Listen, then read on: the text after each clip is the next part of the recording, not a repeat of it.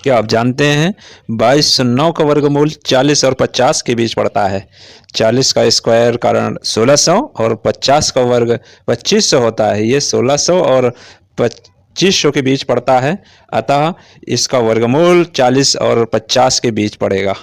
तो 40 और 50 के बीच एक 5 अंक जिसके लास्ट में संख्या हो, ऐसी 45 है। 45 का स्क्वायर होता है 2025 और ये 2025 से भी संख्या ज़्यादा है 2209, तो इसका अर्थ 45 और 50 के बीच संख्या पहुंचेगी।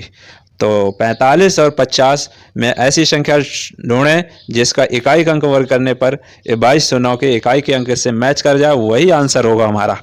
तो ऐसी संख्या है 47।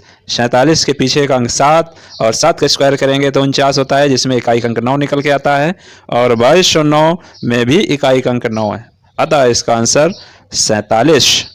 कितना आसान, कितना सरल। आइए जानते हैं और कुछ अंकों के इसी प्रकार के वर्गमूल और सीखते हैं कि ऐसे वर्गमूल क्या आप भी निकाल सकते हैं।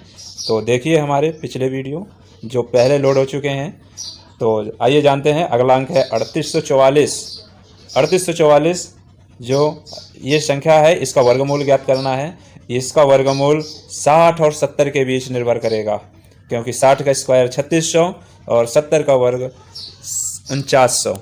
तो ये 60 और 70 के बीच में इसका वर्गमूल स्थित होगा।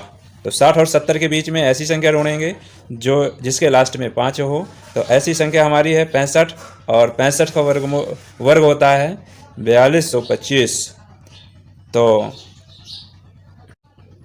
3844 4225 के कम पड़ती है, अतः इसका वर्गमूल 65 और 60 के बीच होगा।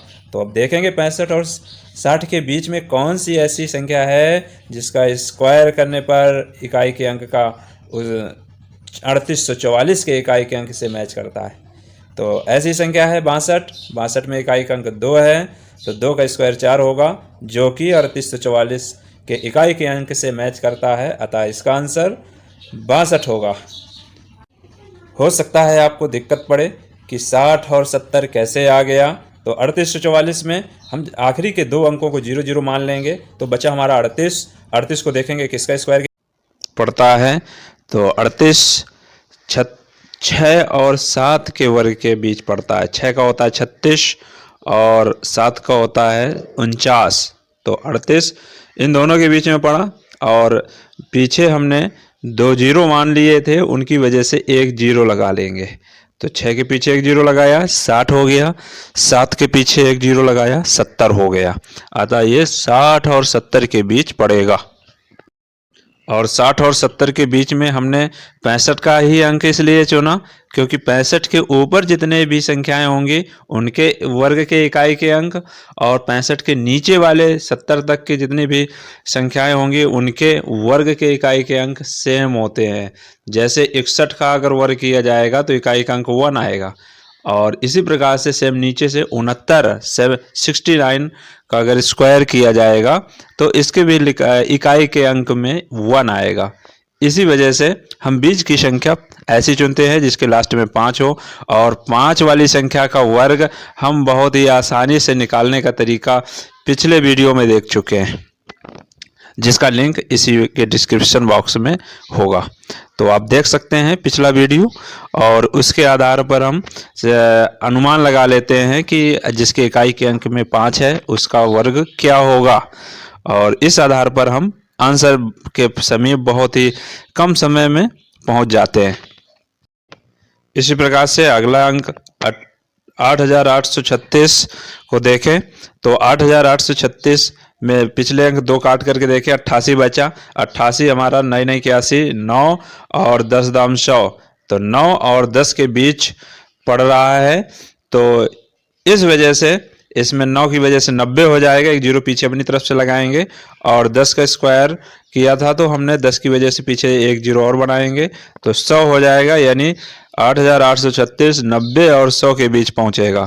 90 और 100 के बीच में 95 संख्या होती है।